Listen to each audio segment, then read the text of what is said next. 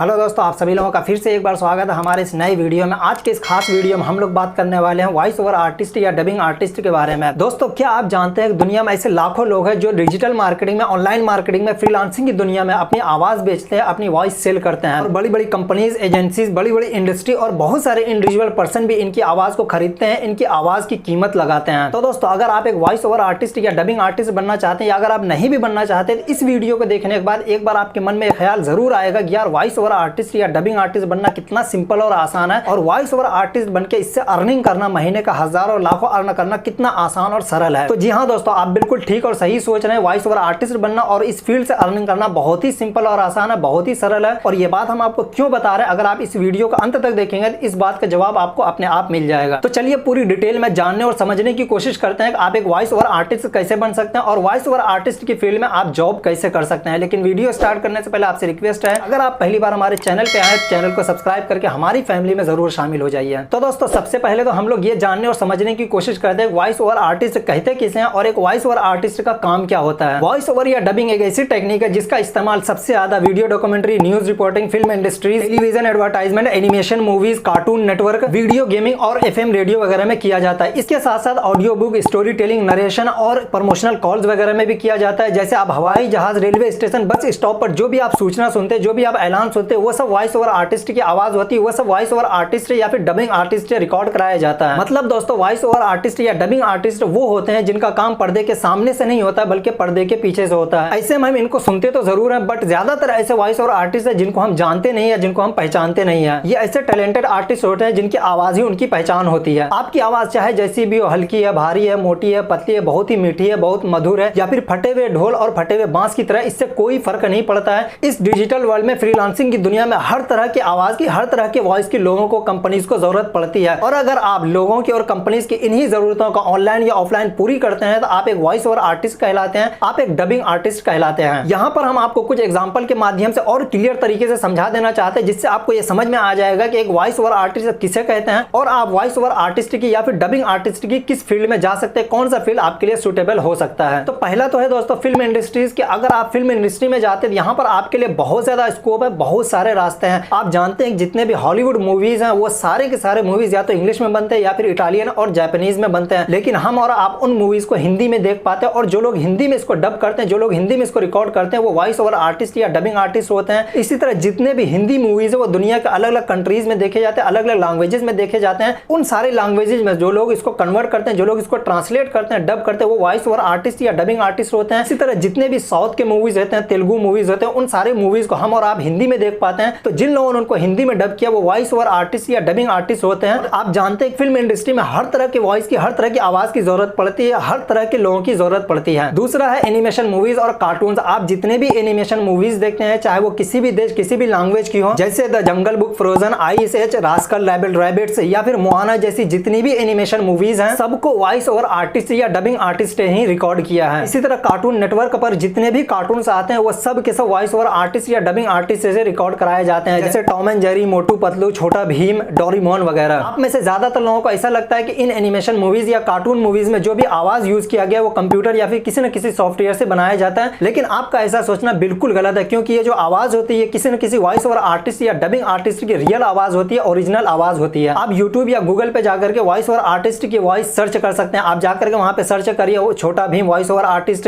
या फिर Tom and Jerry voice over artist या जिस भी कार्टून नेटवर्क या एनिमेशन मूवीज की वॉइस ओवर आर्टिस्ट की आप वॉइस देखना चाहते हैं, सुनना चाहते हैं, आप जाकर के गूगल कर सकते हैं, यूट्यूब कर सकते हैं। तीसरा है टीवी प्रोडक्शन या फिर टीवी एडवर्टाइजमेंट। टीवी पर चलने वाले जितने भी एडवर्टाइजमेंट है उसके बैकग्राउंड में जो भी आवाज आप सुनते हैं, उसके बैकग्राउंड में जो भी वॉइस आप सुनते हैं, वो सारी की सारी वॉइस किसी न किसी वॉइस ओवर आर्टिस्ट या फिर फ्रीलांसिंग वॉइस ओवर आर्टिस्ट की होती है। जैसे आप इलेक्ट्रिक के एड से देखते हैं, मोबाइल फोन के एड से देखते हैं, घरेलू सामान के एड से देखते हैं। इसी तरह आप ब्यूटी प्रोडक्ट के जो भी एड से देखते हैं, जो भी आवाज उसमें होती है वॉइस ओवर आर्टिस्ट या डबिंग आर्टिस्ट की आवाज होती है। इसके अलावा भी जितने टीवी एड से बनाए जाते हैं उसमें जो भी वॉइस आप सुनते हैं, जो भी आवाज आप सुनते हैं, वो सब के सब आवाज, वो सब के सब वॉइस किसी न किसी वॉइस ओवर आर्टिस्ट या डबिंग आर्टिस्ट की ही आवाज होती है। चौथा है दोस्तों न्यूज रिपोर्टिंग। आज के टाइम में वॉइस ओवर आर्टिस्ट या डबिंग आर्टिस्ट की न्यूज रिपोर्टिंग में भी बहुत ज्यादा जरूरत पड़ती है। आपने ये जरूर नोटिस किया होगा, कभी कभी बहुत सारे इंग्लिश न्यूज को हिंदी में ट्रांसलेट किया जाता है, हिंदी में कन्वर्ट किया जाता है। आप देख रहे होते हैं सामने जो बंदा न्यूज पढ़ रहा होता है वो इंग्लिश न्यूज पढ़ने वाला होता है, लेकिन बैकग्राउंड से हिंदी आवाज होती है। वो जो बैकग्राउंड से हिंदी में आपको आवाज सुनाई देती है, या बैकग्राउंड में जो इंसान हिंदी में ट्रांसलेट कर रहा होता है, वो एक वॉइस ओवर आर्टिस्ट या डबिंग आर्टिस्ट होता है। होता है। पांचवा है FM radio, podcast, music app और ऑडियो बुक्स। FM रेडियो पर जितने लोग भी काम करते हैं वह सब के सब वॉइस ओवर आर्टिस्ट या डबिंग आर्टिस्ट कहलाते हैं। इसी तरह म्यूजिक ऐप से जैसे वयांक का गाना, स्पॉटिफाई, अमेजॉन म्यूजिक, जियो म्यूजिक या हंगामा म्यूजिक पर जितने भी आपको पॉडकास्ट या फिर ऑडियो बुक मिल जाते हैं वो सब के सब वॉइस ओवर आर्टिस्ट या डबिंग आर्टिस्ट डब कराए जाते हैं, रिकॉर्ड कराए जाते हैं। तो दोस्तों इन एग्जांपल के माध्यम से ये बात आपको क्लियर तरीके से समझ में आ गई होगी कि आपकी आवाज चाहे जैसी भी हो, किसी न किसी फील्ड में किसी न किसी के लिए जरूर काम आ सकती है। हमने जो यहाँ पर आपको 4-5 फील्ड बताए ये सिर्फ और सिर्फ हमने आपको एग्जांपल के लिए बताया। अदरवाइज वॉइस ओवर आर्टिस्ट के काम में, फ्रीलांसिंग के फील्ड में, डिजिटल मार्केटिंग के वर्ल्ड में हजारों प्लस रास्ते हैं जिसमें आप काम कर सकते हैं। तो आप अपने इंटरेस्ट के अकॉर्डिंग फील्ड को सर्च करिए, ढूंढिए और उसमें काम करना आप स्टार्ट करिए। वॉइस ओवर आर्टिस्ट या डबिंग आर्टिस्ट बनने के लिए आपके पास बहुत ज्यादा क्वालिफिकेशन का होना बिल्कुल भी जरूरी नहीं है। अगर आपने थोड़ा बहुत भी पढ़ाई लिखाई किया, अगर आपके पास थोड़ी बहुत भी क्वालिफिकेशन है तो आपके लिए काफी है। सबसे जरूरी और इंपॉर्टेंट तो यह है कि वॉइस ओवर आर्टिस्ट या डबिंग आर्टिस्ट बनने की आपके अंदर स्किल और क्वालिटी होनी चाहिए। तो स्किल और क्वालिटी में क्या क्या चीजें होना जरूरी है, क्या क्या चीजें मैटर करती है, हम आपको यहाँ पर थोड़ा सा एक्सप्लेन कर देते हैं। सबसे पहली चीज तो यह है कि आपको लैंग्वेज आनी चाहिए। जिस भी लैंग्वेज में, जिस भी भाषा में आपको काम करना है, जिस भी भाषा का आपको वॉइस ओवर आर्टिस्ट बनना है वो भाषा आपको आनी चाहिए, वो लैंग्वेज आपको आनी चाहिए। अगर आपको हिंदी में काम करना है तो हिंदी आपकी अच्छी होनी चाहिए। अगर आपको इंग्लिश में काम करना है तो आपकी इंग्लिश अच्छी होनी चाहिए। अगर आपको इटालियन में काम करना है तो आपकी इटालियन अच्छी होनी चाहिए। आपको मेल फीमेल के बारे में पता होना चाहिए, आपको का की के बारे में पता होना चाहिए, आपको रहा है, रही है, रहेंगे, इस तरह के वर्ड्स के बारे में, इस तरह के शब्द के बारे में पता होना चाहिए। कहने का मतलब यह है कि प्रोनाउंसिएशन आपका अच्छा होना चाहिए, ग्रामर आपकी अच्छी होनी चाहिए। दूसरा, आपको वॉइस रिसर्च आना चाहिए। जिस चीज की भी आपको आवाज निकालना है उसका रिसर्च करना आपको आना चाहिए। वो वॉइस कैसे निकालना है, कैसे निकाला जाएगा। जैसे छोटा भीम की अगर आवाज को निकालना है तो उस आवाज को हमें कैसे निकालना है, उसके लिए कौन कौन सी चीजों को रिसर्च करना, कौन कौन से टूल को हम यूज कर सकते हैं। अगर मोटू पतलू की आवाज निकाली गई तो उस आवाज को कैसे निकाली गई है,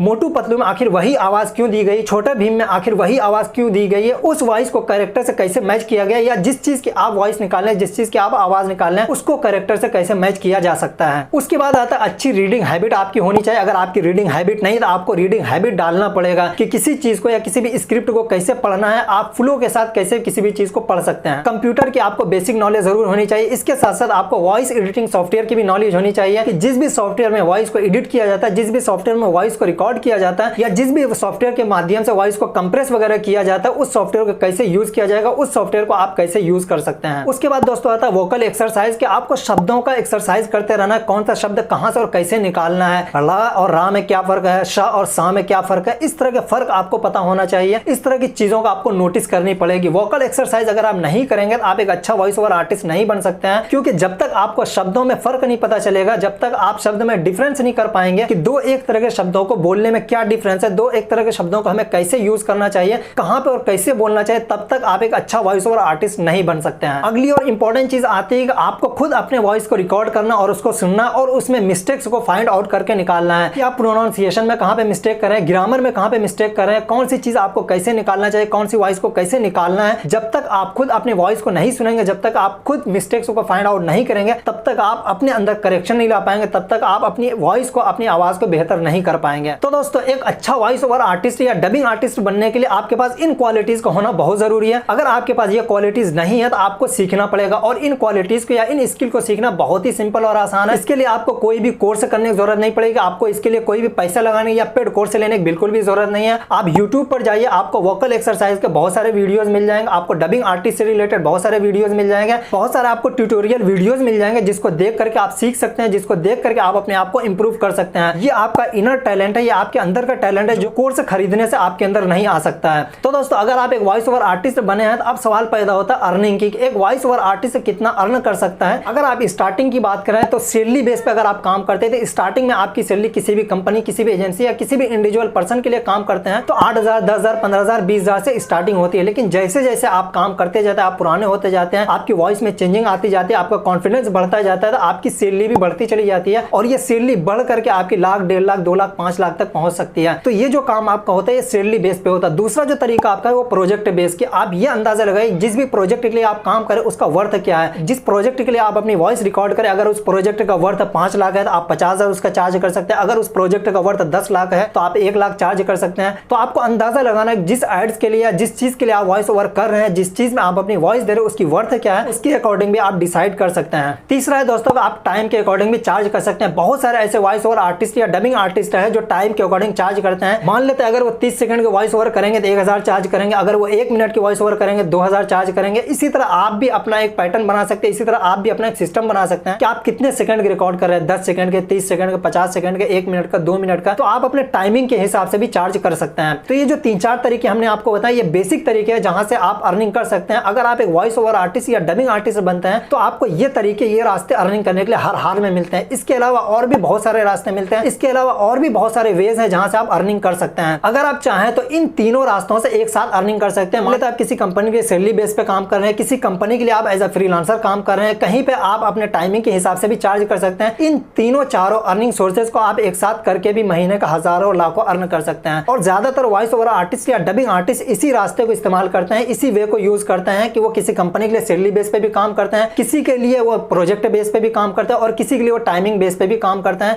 कि टाइमिंग के अकॉर्डिंग भी किसी के लिए वो चार्ज करते हैं। तो दोस्तों उम्मीद करते हैं अब आप वॉइस ओवर आर्टिस्ट या डबिंग आर्टिस्ट के बारे में क्लियर तरीके समझ गए होंगे। वॉइस ओवर आर्टिस्ट क्या है, वॉइस ओवर आर्टिस्ट कहते किसे हैं, वॉइस ओवर आर्टिस्ट बन के आप अच्छा खासा अर्निंग कैसे कर सकते हैं। वॉइस ओवर आर्टिस्ट से रिलेटेड आपके मन में अभी भी कोई क्वेश्चन, कोई डाउट रह गया है तो आप हमसे कमेंट बॉक्स में पूछ सकते हैं, हम आपको जरूर रिप्लाई करेंगे। वीडियो के बारे में अगर आप हमें कोई सजेशन, कोई राय देना चाहते हैं तो वो भी आप हमें कमेंट बॉक्स में दे सकते हैं। वीडियो अगर आपको अच्छी लगी, वीडियो को एक लाइक जरूर दे दिया। अगर आपने अभी तक चैनल को सब्सक्राइब नहीं किया, फिर से एक बार आपको कहना चाहेंगे चैनल को सब्सक्राइब करके हमारी ऑनलाइन अर्निंग फैमिली में जरूर शामिल हो जाए। फिर मिलते हैं आपसे अगले वीडियो में, तब तक के लिए best of luck. Finally thank you very much.